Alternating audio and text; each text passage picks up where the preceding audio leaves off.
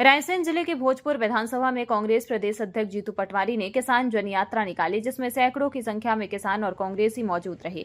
प्रदेश अध्यक्ष जीतू पटवारी ने भोजपुर मंदिर में भगवान भोलेनाथ के दर्शन किए। जीतू पटवारी ने मंच से सरकार को निशाना बनाया। पटवारी ने विदिशा सांसद शिवराज सिंह चौहान पर तंज कसते हुए कहा कि शिवराज सिंह चौहान देश के कृषि मंत्री हैं, लेकिन उनके संसदीय क्षेत्र में किसान बिजली, पानी और खाद के लिए तरस रहा है। सरकार अपना पेट भर रही है, किसानों की चिंता नहीं कर रही है।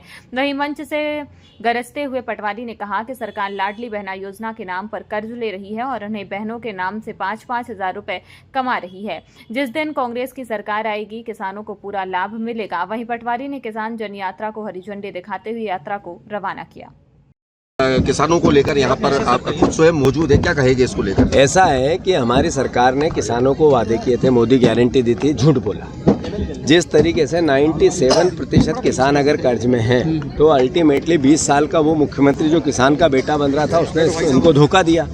अभी जो लगातार किसानों के साथ हर तरह की यातनाएं हो रही है, वो चाहे बीमा कंपनियां, चाहे ओले पाले के मुआवजे, चाहे खाद की परिस्थिति, चाहे बिजली की परिस्थिति, चाहे फसलों के दाम की बात हो, सब में ये सरकार फेल हुई है। तो मैं मानता हूं कि हमारा किसान कांग्रेस का जो संगठन है, हमारे धर्मेंद्र जी, हमारे रंजीत जी, पूरे प्रदेश में जन जागरण यात्रा, किसानों से बात करके, संवाद करके, उनकी समस्याएं सुनकर फिर एक रिपोर्ट बनाएंगे और उस रिपोर्ट के आधार पर हम आगे का, कांग्रेस पार्टी की जब सरकार बनेगी तो किसानों के हित में हम क्या कर सकते हैं उसको मैंने बोला। आगे आने वाली सरकार किसी भी प्रकार से किसानों की सरकार होगी, तो स्वाभाविक है मेरे जब ये बोलता हूँ किसान की सरकार होगी तो किसान के हिसाब से हम निर्णय लेंगे। सर एक सवाल, बेतवा नदी जो है उसकी हाल बेहाल हो रहे हैं। ये बेतवा का जो मुद्दा है, शिवराज जी ने कई सालों से लोगों को झूठ बोला, कई सालों से भ्रम में रखा, कई सालों से गुमराह किया, लालच दिया, प्रलोभन दिया, और स्थिति ये है कांग्रेस की सरकार बनेगी, हम किसानों के, आम जनों के आधार पर बेतवा नदी के मुद्दे का समाधान करें। सर केंद्रीय मंत्री खुद यहाँ पर शिवराज सिंह चौहान की ये संसदीय क्षेत्र है, किसानों का हाल बद से बदतर है, उनको लेकर क्या कहें, उन तक कोई आवाज पहुँचे? नहीं, मैं बोल चुका हूँ कि बुधनी में अगर हम 1,46,000 के वोट पे 12,000 लाए थे तो वो किसानों की तो वोट थे। तो शिवराज सिंह चौहान पूरे देश में कितने भी भाषण दे, उनकी कॉन्स्टिट्यूंसी में लोगों को पता चल गया है कि हमारा जनप्रतिनिधि सबसे झूठा। सर एक सवाल सर लाडली बहना योजना जो चल रही है, अभी अपने को झूठ नहीं बोलना है। अभी सरकार जिसकी बन गई वो प्रदेश की सरकार है।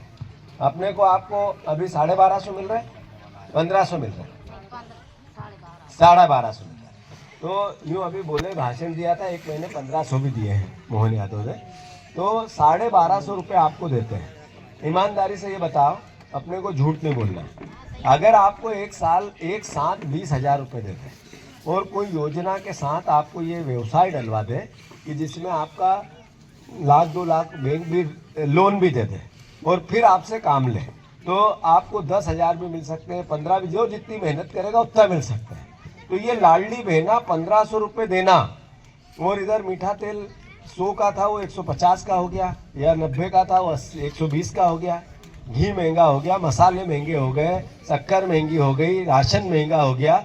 आप ये बताओ, पहले शादी थी ननन की, अपने ननन के छोरे की शादी थी आज से 10 साल पहले, तो मामेरा करना, कपड़े करने जाओगे के और उसके, तो 2-3 हजार में काम हो जाता था।